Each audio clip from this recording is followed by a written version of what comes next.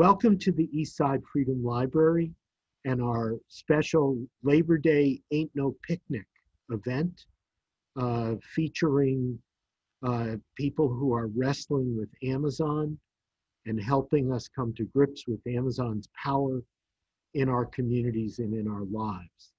The Eastside Freedom Library has been operating for 6 years with the mission of inspiring solidarity, working for justice, and advocating for equity for all. We've had to make some shifts in our work during the pandemic and the uprising against racial injustice. That includes doing more of our work online, such as this event tonight. But we continue to provide resources, education, and try to function as an incubator for progressive social change. One of our shifts has been in fundraising. It's been hard to hold events in person. And so we're holding this event tonight in part as a fundraiser. We solicited sponsors for this event. We want to thank them, particularly our presenting sponsor, the Cummins & Cummins labor law firm, our labor leaders, the Minnesota Nurses Association and the Minnesota Association of Professional Employees, and other individuals and organizations, including those of you watching, who have made contributions and donations to support us and to support this event tonight. We want to invite you also to sign on for our newsletter, our MailChimp list. If you're not already receiving our electronic newsletter, you can do that through the Eastside Freedom Library website. We're also sharing 50-50 whatever resources we take in tonight with the Education Minnesota Foundation's resource fund for unemployed school and childcare workers who have lost their jobs as a result of the pandemic. So we're delighted to be partnering with Education Minnesota tonight as well. Our focus tonight, as we said, is Amazon, the largest, most powerful and influential corporation in the world.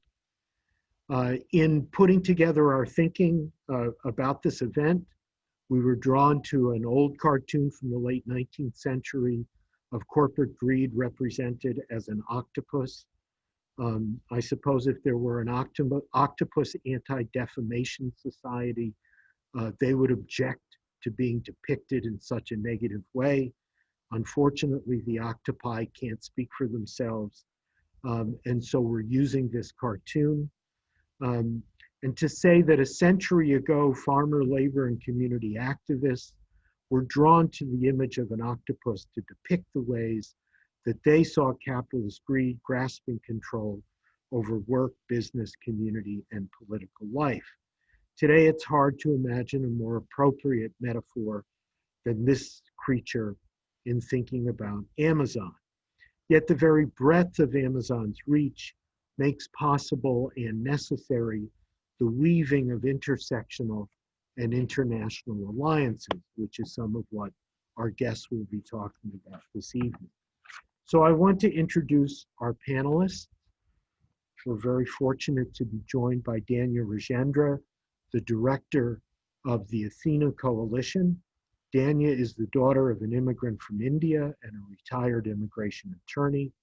She's worked for democracy and justice for working class people as workers, as people of color, and as religious minorities since graduating 20 years ago from Macalester College, where I was fortunate that she was a student of mine.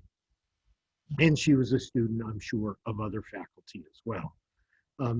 In the hours that she has to use for her own pleasure, Dania is also an essayist, a poet, and bakes a lot of cake. Stacy Mitchell is also joining us this evening from Portland, Maine. Stacy has strong ties in Minnesota. She lived in St. Paul for 10 years, studied history with me at Macalester, published a great article about the timber workers strike in northern Minnesota, published in Minnesota History Magazine. And Stacy works for the national organization that's based here in the Twin Cities, the Institute for Local Self-Reliance. A central concern of her work is monopoly power, and for many years she's been bending ears about Amazon's tightening grip on our economy and democracy. Stacy also thinks that the progressives need to think more about the centrality of small business as a core of our strategy for social change. Sue Zumberg is owner of Subtext Books in St. Paul, a longtime partner of the Eastside Freedom Library in our programming. Sue is a native Midwesterner who spent most of her adult life in bookselling, having bought a bookstore in Montana at the age of 25, and now some years later, owning Subtext Books. And these experiences have given her the vantage point to watch, unfortunately, the obliteration of independent bricks and mortar businesses over the last 2 decades by the online businesses that care more about the accumulation of wealth than the communities they serve or the people they employ. And last but not least, we're delighted to be joined by Tyler Hamilton, who is a rank and file worker at the Amazon warehouse in Shakopee. Tyler grew up here on the East Side and in the East Metro. He's a former construction worker and the son of a union construction worker. As a worker at Amazon for more than 3 years now, Tyler is one of the most senior employees in their facility. He lives in Maplewood, and he's become an activist in the shop and an activist in the Alwood Worker Center, which we will hear more about tonight. So I want to turn things over to the panelists, and we're starting with Stacy telling us about the Institute for Local Self-Reliance. Well, thank you. It is so nice to be here, and I'm such a huge fan and supporter of the Eastside Freedom Library, and it's lovely to be in this community and on this platform, as it were, and with all of you for this conversation. Yeah, the Institute for Local Self-Reliance is a national nonprofit research and advocacy organization. We focus on trying to reverse concentrated economic power and on building thriving, equitable, democratic communities. And we basically employ 3 strategies. We do research and write and sort of try to articulate why a different approach to our economy, our political economy, would be a good idea. We develop policy to enable cities, states, and the federal government to take us in that direction. And then we partner with a wide variety of grassroots organizations to actually try to move those policies. And we work across a bunch of different sectors of the economy. We do work in energy and broadband and the waste sector and agriculture, banking and independent business. And so a variety of different strategies and approaches and work that we're doing in all of those different areas. Next, we're going to hear from Sue Zumberg, who's going to tell us a bit about Subtext Books and the struggles of an independent bookseller in the age of Amazon. Sue. Well, I haven't been in bookselling so long, and I have to say that I think bookselling and independent bookstores are probably the first target of Amazon. And so we've been on the front line of this battle since the inception of Amazon. And as early as 2007, I testified before the Minnesota State Legislature, because at that point, Amazon had no bricks and mortar here and therefore was not paying taxes on any of the purchases made through the state. And it is one of those that people are so ignorant of. The legislators knew nothing about the fact that Amazon was not paying taxes. It was protected by a law, I think, for like Montgomery wards in North Dakota that was decided in the Supreme Court in the mid-90s before technology was even a thing. And so we work every day that we have the store open to, in the best and friendliest way we can, to talk to people about the shopping decisions that they make. We have people who actually come into the store with their phones, their smartphones that have the Amazon app on it, and they will scan a barcode from one of our books, and then they will see how much less expensive they can purchase it on Amazon and hit the button. There have actually been a couple times when I've been asked to help them with that app so that they can use our store as actually a showroom for Amazon. And when I begin to talk to them, I always help them. We try to, every member of our staff really works with people who ask about Amazon and buying the books in our store on Amazon. Couldn't I get it cheaper on Amazon? We try in the friendliest way to help them navigate around what they're doing when they're purchasing things on Amazon. We explain to them that Amazon does not hold events, that Amazon does not support the city in which they live, which is a very salient point because so many of the cities in which we all live have become ghost towns due to Amazon. So it's one of the best examples that we can point to when we're trying to educate people. The other is that they no longer have the capability on Amazon to meet and talk with actual people. And bookstores always try to work on the rule of the third place, the place you might want to go if you're not at work or at home. And so this is something that Amazon can't compete with at all. So in that way, we try to educate people every day. And from the person who might slip on the sidewalk when they come in the store and complain about the state of the sidewalks, that's another really good chance to say, that's why we have to support local businesses, because it's the local businesses that pay for the many services that we use every day of our lives in this common good that we call society. Thank you, Sue. Next, we're going to hear from Tyler Hamilton.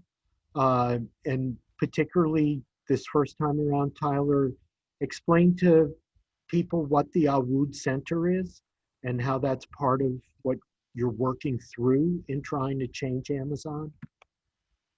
Absolutely. So the Wood Center honestly is just an amazing resource. So like I grew up here. I'm more, I suppose, aware of like American politics and some laws and such compared to many of my coworkers. So the Wood Center is an East African worker center. So for things like what are our rights in the workplace? What can we do? Can we talk with other employees about our working conditions or our compensation? So like under American law, that is protected. Everyone can talk about their working conditions. Everyone can talk about like concerns about their compensation. But even growing up in America, I was never taught about this in public school. Even though you would think that would be a very useful thing to know, your rights in the workplace. And let alone for, a white guy like myself, many people that I work with are recent immigrants. They've come from countries across East Africa and other parts of the world. And being new to America, they have a lot on their plate. Whether it's learning a new language, learning the new culture, having to deal with other barriers in their life, whether they have a different religion, maybe they practice Islam, or they have other things. And workers like that, it's just easier for companies like Amazon to exploit and not really be held accountable. So the Awood Center, when I suppose started to get involved, like the first time that we ever had a walkout on my shift, we had no idea what we were doing. We'd never done it before. We were super nervous. Like, it's your employer, and that employer was Amazon in our case. So you have a lot of nervousness, the anxiety, the butterflies in your stomach. But having a resource, the Awood Center that we were able to talk with and find out more about, oh, actually this is perfectly okay. Having issues with your managers or with certain policies that were impacting you that you wanted to be fixed, you can walk out, that's okay.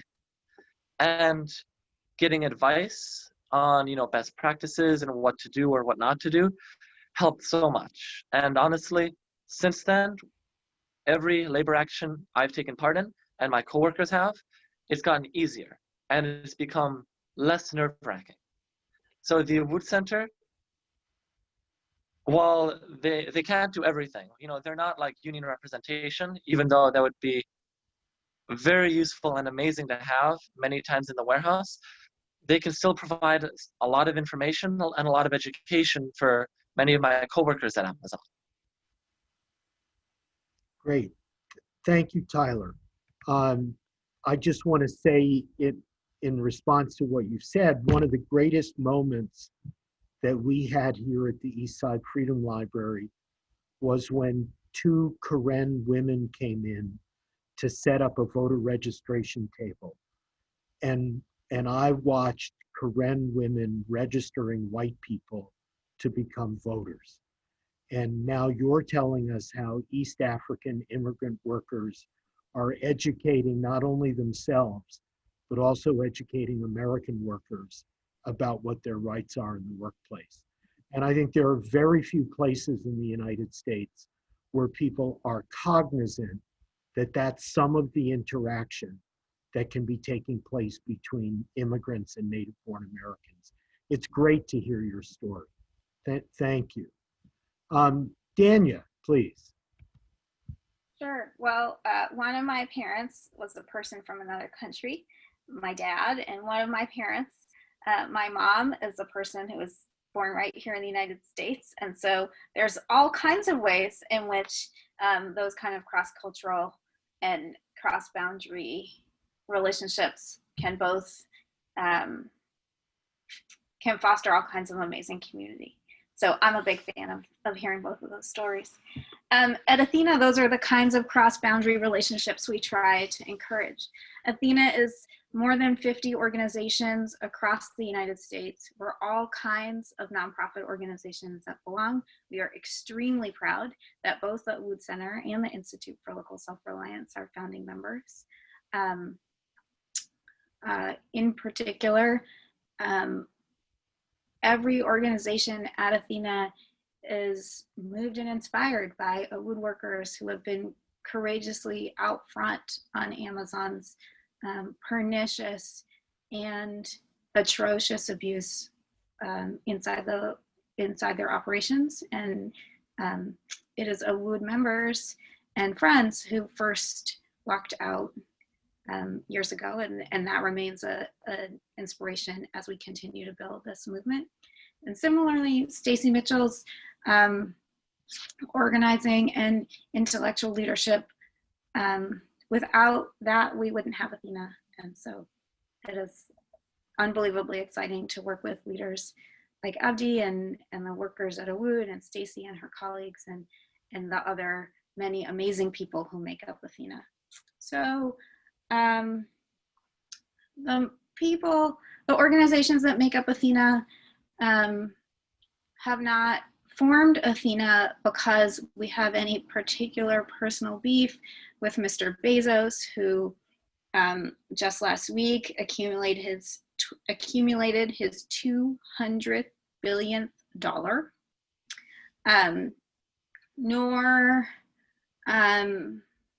do we have any particular personal beef with e-commerce, but we do see Amazon as an exemplar of the worst trends in both our political and economic systems. And so for that reason, our tagline is delivering democracy, and we're very focused on the ways in which the kinds of trends that Amazon exacerbates and represents, like limit freedoms for working class people across the United States. So we work collaboratively on 5 main topics. They are, of course, the conditions inside Amazon's operations and for the people whose work directly or indirectly benefits the corporation. We work on the unconscionable collaboration between Amazon and the immigration authorities of the current administration, as well as the 1,000+ relationships that the company has with local law enforcement. And here, I just want to say, as a former Upper Midwesterner, how much solidarity I'm in, and I know we all are, with the courageous people continuing to fight for racial justice in the streets in the wake of not one but two horrific crimes this summer. So we work on the relationship between the corporation and law enforcement, especially around Ring, the video doorbell, which is an Amazon property. We work on the host of regional and municipal governance issues that comes with what we call the high cost of hosting Amazon in a community. That's taxes, as Sue was talking about. That's the detrimental effects of treating workers, as I'm sure we'll hear more about from Tyler. It's the concentration of power that I'm sure Stacy will talk more about. It's subsidies, which are driving the kind of austerity, which is helping to drive far-right politic in the United States. It's gentrification, and it's all kinds of other things that we can absolutely get into. And we have some real bright spots in that work, for sure, with, of course, I live here in Queens, New York, where we had a big HQ2 victory, and also the big business tax in Seattle has been a big bright spot. We work on environmental and climate justice. Amazon does terrible things on both of those questions, and I'd be happy to get into more of that in the discussion, and in particular how racist it is. And lastly, we work to buttress anti-monopoly efforts at the federal and state level.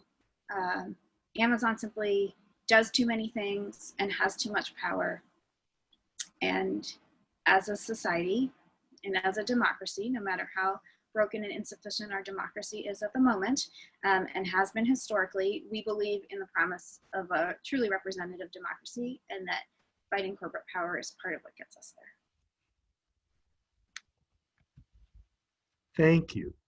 I just want to toss in a sort of an interesting historical factoid that I shared with Dania and Stacy, that the property in Northern Virginia that Amazon ultimately was able to connive how they would get that property with tax breaks and government support building highways and so on, was property that had been a slave plantation owned by the first president of the United States, George Washington, that has never been recognized as having been a slave plantation.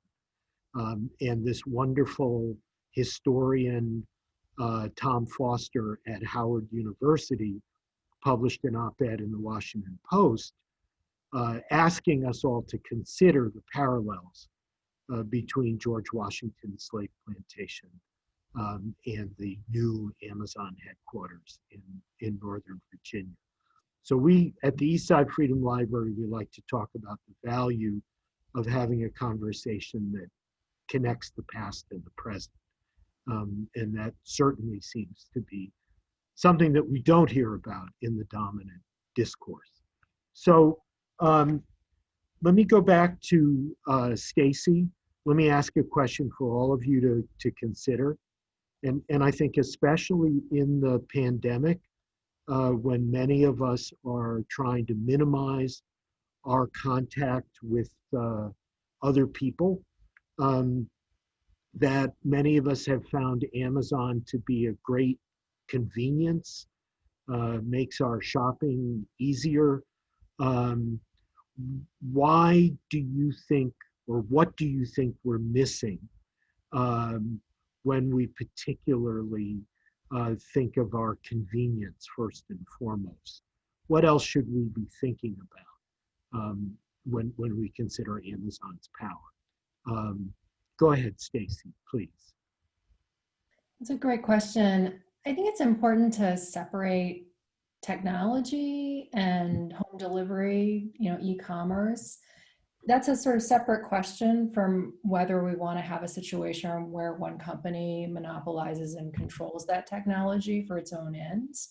So I don't think anyone is talking about giving up e-commerce and the web and home delivery and all of these things. It's a question of how do we structure this part of our economy in ways that actually meet people's needs and are democratic. You know, Bezos has been very good, I think, over the years in his sort of statements to the media at conflating those questions, at basically saying that if you oppose Amazon, you oppose the internet, you oppose the kinds of changes that are happening with technology. And I don't think that's the case at all. It's a question of, do you want a single company to have this kind of power? I think that, you know, just to sort of get to the broader question, we've seen just extraordinary and extreme levels of concentration over the last 30, 40 years or so grow across many different sectors of the economy.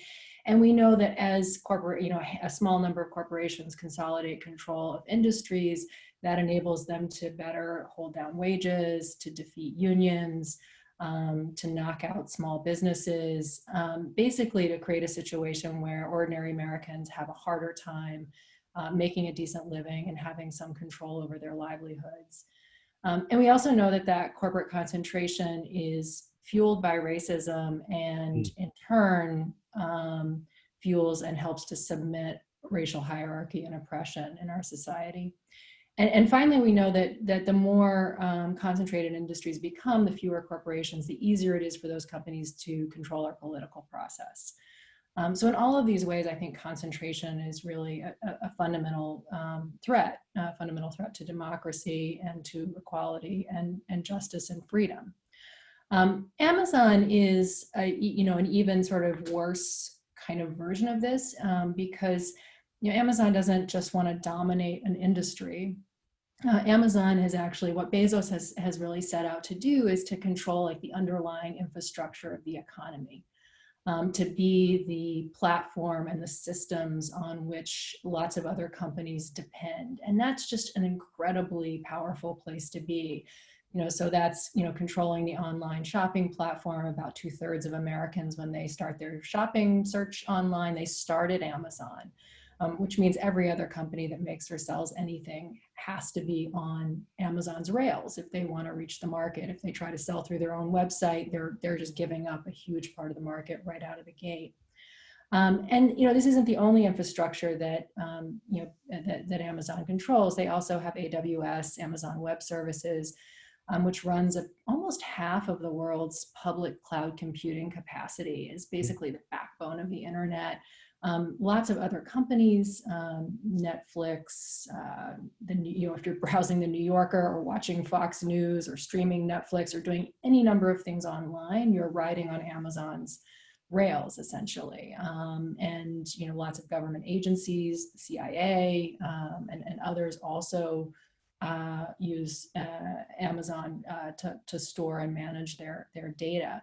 So this is another huge piece of infrastructure. And you know, controlling the infrastructure means you have control over the companies that need it, and you can tell them what to do, you can dictate to them. It also gives you this like godlike view of everything that's happening. And that's just, you know, again, really powerful. One of the things that it enables Amazon to do is sort of see what's happening and move into new markets and monopolize those. And one of the most concerning examples of this lately is that Amazon almost overnight has become one of the largest package delivery operations in the country. It now rivals UPS, the FedEx, and is really a threat to the Postal Service in a big way. And they've done that by, you know, forcing all of the companies that use their online marketplace to buy their shipping services, saying you're not going to succeed on our marketplace unless you buy our shipping services. And they're making forays into healthcare and finance. And so you can sort of see those tentacles of the octopus reaching in every direction from the original base of their monopoly power. So I guess the last thing I just want to just say that, you know, about why this is a problem or how we should think about it is, you know, it's not really that Amazon is the problem. The problem is that policy, you know, has allowed for this, that we have shelved our anti-monopoly laws about 40 years ago and really have not been using them. That we've given Amazon billions of dollars in local and state subsidies, that we've eroded labor law to make it harder for workers to organize. All of these different ways we have created through our political process the system that has allowed for Amazon. And if it weren't for all of those changes, Amazon would not exist in its current form. We would still have e-commerce, we would still have home delivery. It just wouldn't be controlled by this single entity. Thank you. I want to turn now to Tyler. And I think that as Stacy describes the presence and omnipresence of Amazon, I think that many of us have been aware of Amazon's growing visibility advertising on television. And in the pandemic, it's been interesting to watch advertising shift to incorporate the pandemic and stories of the pandemic. And now we see views of Amazon workplaces with workers talking about how well they're treated, how safe the workplace is, how contented they are, the smiley thing on the Amazon boxes. And I think that, you know, for those of us who studied labor history over the years, and whether it was Stacy looking at lumberjacks and workers in sawmills, or me looking at meatpacking workers, and that often the public doesn't know very much about what actually goes on in a workplace. They're private property. We can't get in to see what's going on. As some people say, we don't want to know how the sausage that we're going to eat is actually made. So we have the advantage here this evening that we have someone with first-person knowledge of what actually goes on in an Amazon warehouse. And I wonder, Tyler, if you would share with us some of what is it actually like to work there? Yeah, absolutely. Like talking about like the growth and the concentration of power of Amazon, like it's $1.7 trillion now in market capitalization. Like it's massive. And the physical warehouse is just as massive as you would expect it to be with, you know, the Amazon name on it. And like they've had like curated tours where they like sort of ahead of time schedule, hey, we'll have the public come in, we'll have a tour guide that we'll choose, who will then lead them through. With the pandemic, at least they can't really use that as a cop-out anymore to respond to criticism. Hey, you know, just take a look at our facility, take our curated tour, because there are no more tours. When you work in the warehouse, I mean, really, the question would be, what would be a good place to start? In terms of that concentration of power, sort of the original question, when you work there, all of that Amazon, all of those resources, when you interact with the company, if you have an issue with HR or something else, those are the resources on the other end. Those are the resources in corporate. So like during our first walkout, they flew people in like from around the country, like HR specialists or whatever, to talk with all of us that walked out. Like they have a lot of resources. And one of the big things with the concentration of power is it's not concentrated in the hands of people like me or my coworkers that work there. It's concentrated in corporate.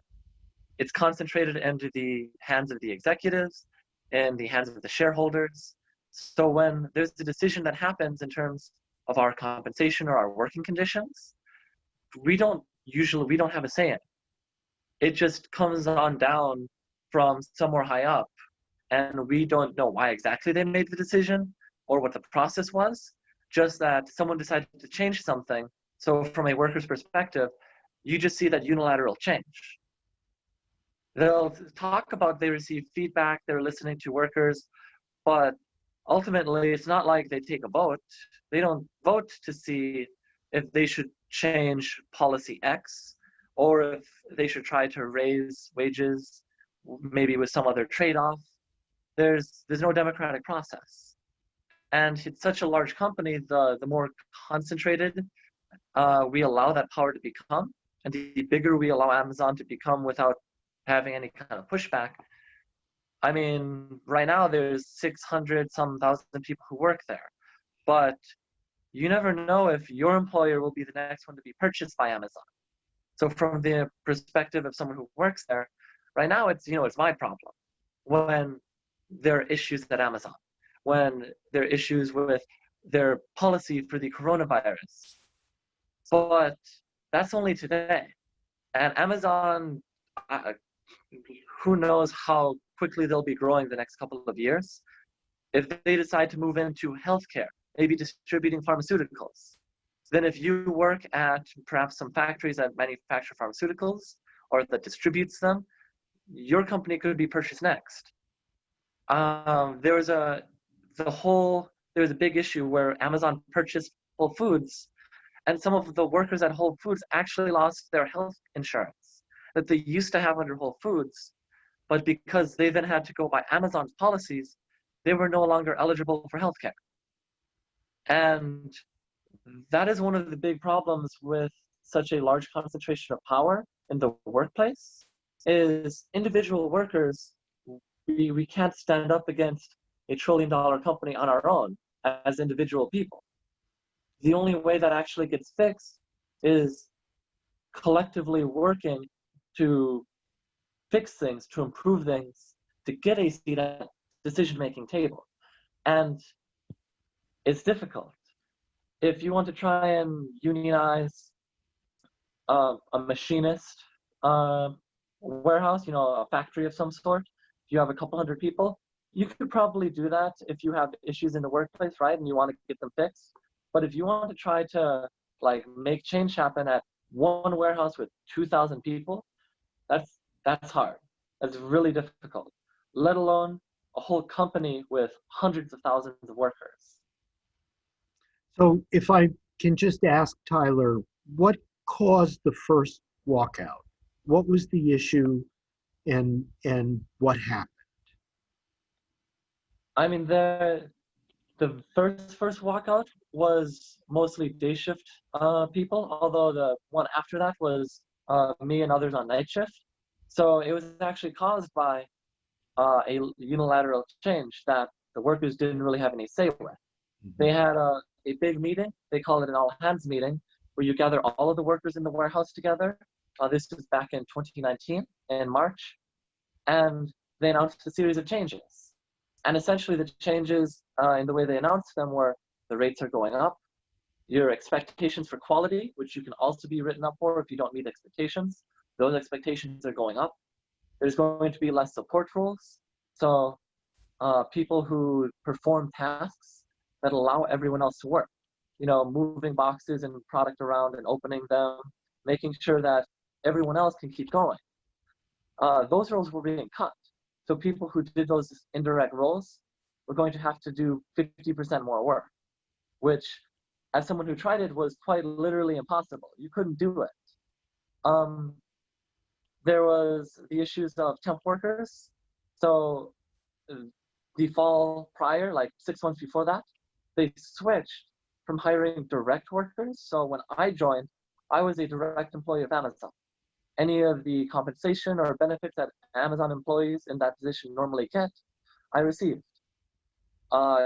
Several months after I joined, they changed the policy. Some were in corporate, some were higher up in management. And instead of hiring people directly as blue badges, we say, they started hiring them as temp workers. So if you wanted to work for Amazon, you had to have this sort of purgatory period where you're a temp worker, where you have less job security, where you have less in terms of compensation or benefits, even though you have the same job, you have the same responsibilities. If you were to ask people at the warehouse, basically no one, even most of the lower level managers, want this system of temp workers. A lot of us, when we started, didn't start as temp workers. And those of us that did had a lot of issues resulting from that. But we don't have a direct voice in these changes. And that's one of the big things that caused that first walkout. Compensation, rates, the legal specifics for if you have job security or not. And people tried the official channels, but they didn't get really much of a response because that's not what the official channels are designed for. So we walked out. And it didn't fix everything. It was one walkout. It was a one-time thing before we continued to organize, but it fixed some of those issues. Some of them were fixed just like that, snap of the finger. Great. I think we're beginning to get more of a picture of what goes on. Thank you. So, Sue, one of the things that I'm aware of is that people can purchase books from Subtext and pull up in their car, and someone brings the books out to them in their car. How are you managing in the pandemic to connect with customers? And I think in some ways the pandemic has been a boon for us. We have spent, 8 previous years building community, and when we had to shut down, our community came to our rescue. We expanded our website offerings. We had delivery when we first were closed. We had delivery and curbside pickup. But again, independent businesses had to apply to the state for a special dispensation to just have people in our stores so that we could fulfill those orders. And when we were denied the first time, we had to say, well, there are people who homeschool or are dependent on us for graduate work, texts and so forth. And then the second time we applied, we were able to stay open. So we did have to get licensing that someone like Amazon did not have to get. So we have really done well with ordering, for people to order online for delivery. But then again, it highlights how dependent we are on our post office to get those packages out. And people can order from us, pay online, and then just drop by the store and give us a call and we'll run their book out. But this is the other bright side of the terrible consequences of COVID-19, is that I think many people have learned that they do not have to go through Amazon to get their groceries, that they can go directly to those independent businesses to have their grocery orders fulfilled, that there are local businesses that will get them their food from different restaurants, keep restaurants. I think people have had the time to really explore how they can support local businesses and to find out that it is possible and that it is easy to do. I would also like to build on something that Stacy said about the transportation systems that Amazon uses and the building of this delivery system. That delivery system is not owned, it is a subcontractor of Amazon. So any of the accidents that they might have with those vehicles are not, Amazon can easily say they have an arm's distance from them. They are not responsible legally for any compensation to the victims of those accidents. So Amazon has been very, very stealthy about how they have set up these sort of subsystems that operate because of them, but indeed they are not responsible for them, which is, evil genius, actually. So. thank you. So Dania, we've had conversations about the relationship between worker organizing in the workplace and organizing of small businesses, organizing of communities. I wonder if you would say a little more about how Athena, the kind of coalition that Athena is grounded in, how you connect either analytically or practically, how you connect the different kinds of organizing that are going on.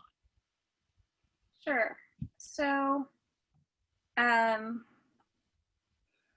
maybe I'll start where Sue left off on the evil genius of subcontracting an enormous delivery fleet, right? approximately 800 companies are delivery service providers, and they employ roughly 75,000 people. And there was a big ProPublica New York Times feature last year about the accidents that talks about what Sue was talking about, and it connects to what I was saying about something as wonky sounding as regional and municipal governance concerns about the high cost of hosting Amazon in your community. And that's, in that Times feature, there's a sort of small piece of it where they talk about Braintree, Massachusetts, and how Braintree, Massachusetts, which is a suburb of Boston and host to some Amazon facility, tried as the local government to force Amazon to label its delivery vehicles because in that system, you may have experienced someone bringing you an Amazon package or your neighbor an Amazon package in one of those blue wrapped vans that say Amazon Prime with someone wearing head to toe Amazon gear. Those people generally don't work directly for Amazon, but they also deliver packages in unmarked vehicles. And so because of the traffic accidents, they were trying to force Amazon to label all the vehicles that they're using for delivery. Like, how would you know if it's a Penske van, right? And Amazon sued them. And Braintree, Massachusetts is not a particularly struggling community as far as I know, but they're certainly not a $1 trillion market capped, phenomenon, right? And so it's hardly a fair fight in those kinds of ways. And so, in many ways, the kind of patchwork of policies and the retreat on anti-monopoly and worker regulation and other kinds of regulation that Stacy talked about is a result of many things. It's a result of, the Reagan-Thatcher revolution. It's a result of the triumph of neoliberalism.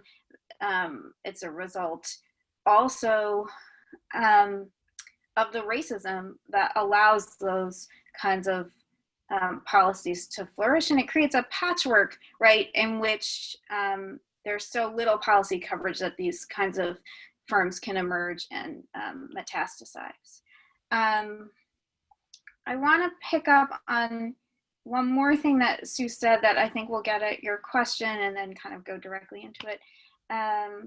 So I think it's so important, pandemic or no pandemic, for people to shop local, to shop union, to shop co-op. And it's really important, especially for progressives and leftists and folks who are really interested in Amazon, to understand that the revenue driver of the corporation is Amazon Web Services. And that is a business to business revenue driver. What does that mean? That means like Zoom, which we are using now, right, runs on Amazon Web Services. Slack, as Stacy said, Netflix. There's a great feature in Gizmodo about how it is literally impossible, if you use the internet, to not rely on Amazon in some way and not feed kind of their growth in that way. And so while, again, it's so important, shop local, shop union, and shop co-op as much as you can.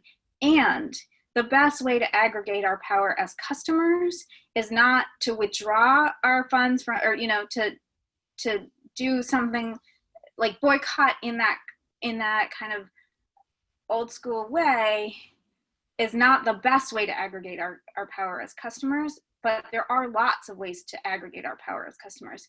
Expressing solidarity with workers is one place where Athena has brought customers and workers together. In the first flush of the pandemic, workers, including Tyler's colleagues and perhaps you, Tyler, took incredibly courageous action to really make clear that the things that Amazon said in the news about worker protection and the things that you might see in those really shiny commercials that they make were not what they were experiencing. So in addition to the things that Tyler has said, what we hear from people who work at Amazon is that because all the leave systems are automated, they can't get leave, right? And it's, if anyone's ever called an insurance company or an airline, it's like that, but you just can't get a human, right?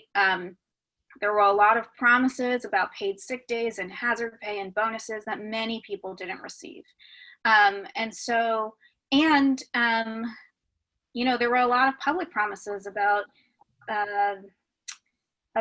changing things like whether or not they were shipping non-essential goods, which is a particular rabbit hole that I would be happy to geek out on with the four of you, but not everyone really wants to hear about, but like all those kinds of things. But what we saw in France is when the company made public announcements like that and the workers said that's not what we're experiencing, the French courts intervened. They did some fact finding. They found the workers were correct and they forced the company to adjust course. In the United States, we have to build the power to force our institutions to do that. And so that's a place where we're really working to connect people who shop on Amazon, which is more than 1 in 2 families in the United States have Prime accounts. I have one too. Don't feel bad. Use all the energy you spend feeling bad into political action and solidarity, right? Like, we need people who work at the company that's 850,000 people at this point, plus all those 75,000 delivery service providers. We need people who are surveilled by the company, especially if you or your neighbor has a Ring camera. Like, you are contributing to Amazon by walking by somebody else's door. That's not on you, but we need you in political action with the groups that organize on those issues and around the environmental and climate justice. It's really looking at what are the ways in American history and into anti-colonial history around the world, like how did people upend the company town? Amazon is company town 2.0, right? It's all of the features. It's the, if I can get even nerdier, right? Like, it's the panopticon. They see us, but we can't see them. Like Stacy was saying, that God's eye view. It's the private governance that here I really rely on. Elizabeth Anderson's work has been really instructive in terms of thinking about how we experience that private power. Third-party sellers have an experience not dissimilar from what Tyler's talking about, where they just changed the rules and it has huge implications for their ability to remain afloat and to do their work and to contribute to society. And so what we're finding is that people have unless they're Jeff Bezos or a member of the S team, people have way more in common with their experience about Amazon than is different, even if not everyone works there, or not everyone lives near a warehousing facility, or not everyone shops, well, almost everyone shops there, but not everyone sells on the platform. We actually have much more in common. And one of the things that we have in common that we really try to focus on in Athena is what we hope for our communities. We believe that we can have incredibly effective public infrastructure, including at-home delivery and e-commerce that's not extractive and exploitive. We believe that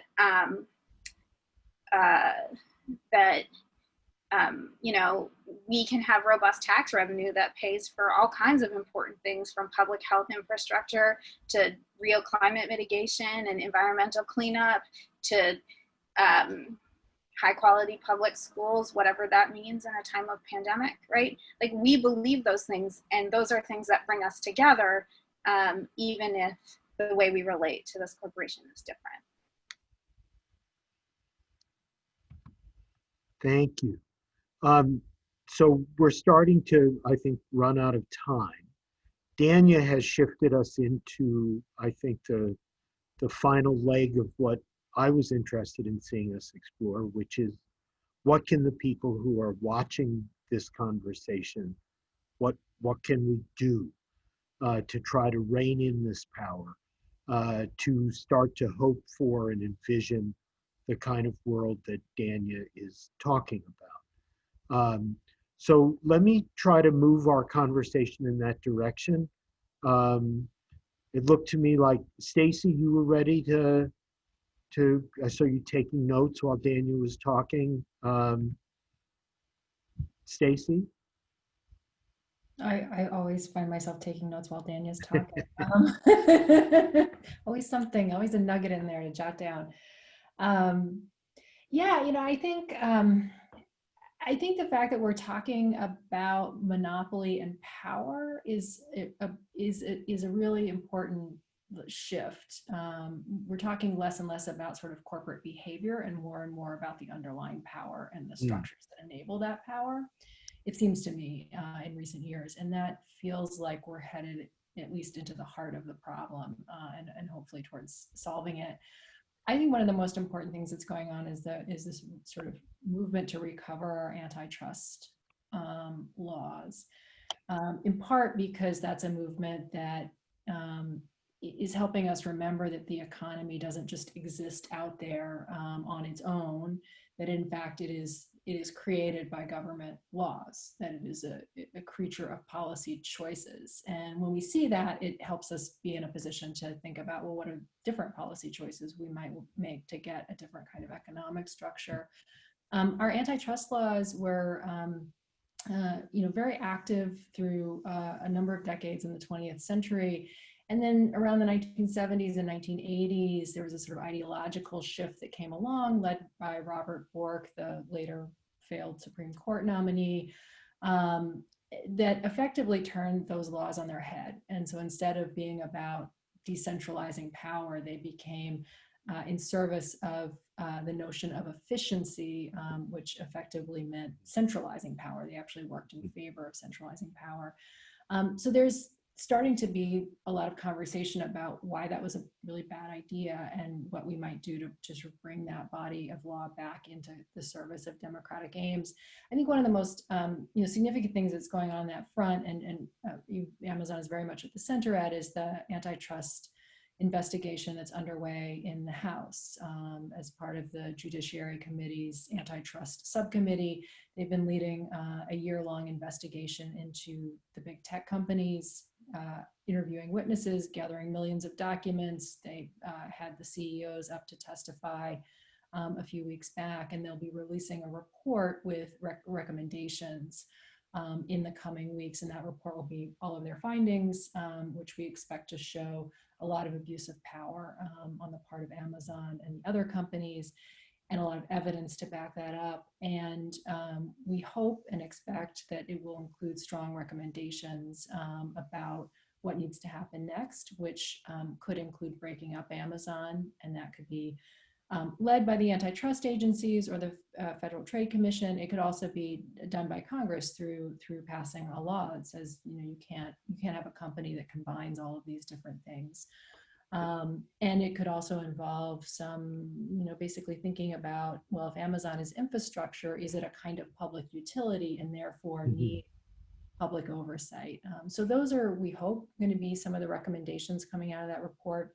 And so, one thing for listeners is it would be great if you kept an eye on when that happened and you let your member of Congress know, because I think when other members of Congress who aren't part of this committee realize, okay, people are paying attention to this and what's happening with this matters, that really helps us, set up for next year and maybe actually moving legislation.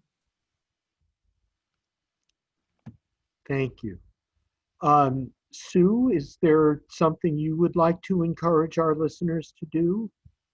As just a normal person who buys, it's really important, if you're searching for something online, to add the name of where you live right after that.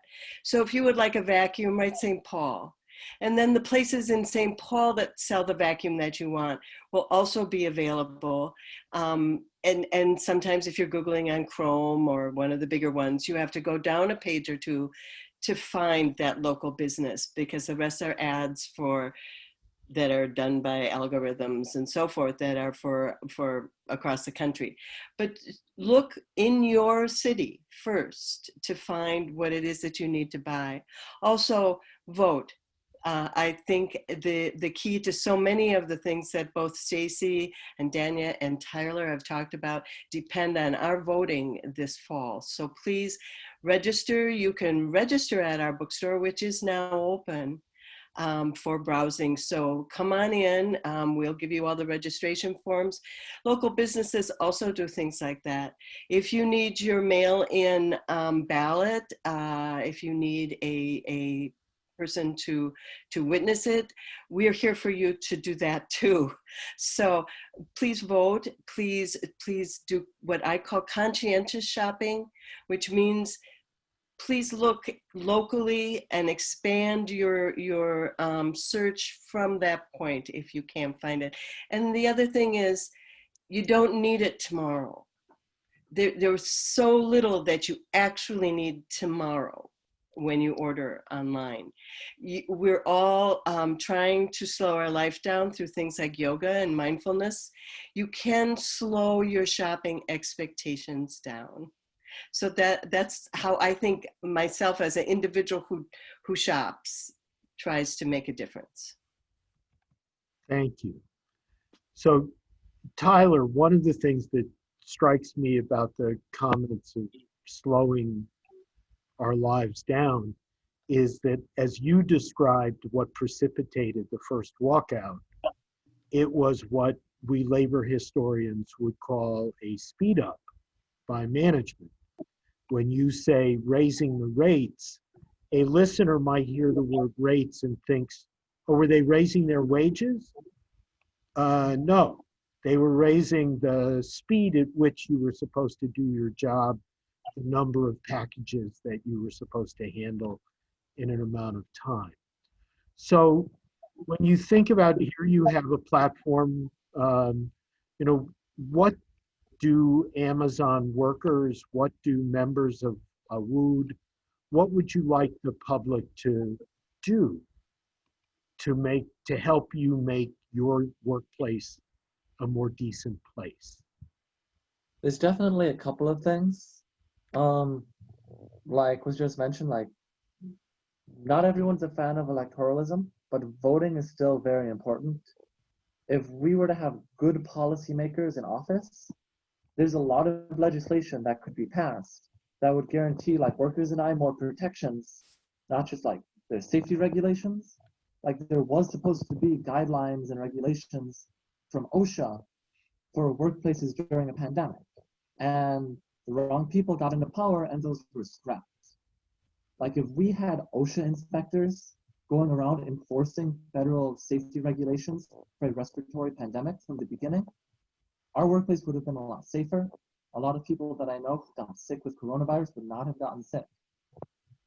So like policy is very important for safety laws, for supporting OSHA, for labor protections. So actually passing hopefully some legislation that guarantees workers better rights in the workplace, things that have been clawed back by companies through legal means for decades.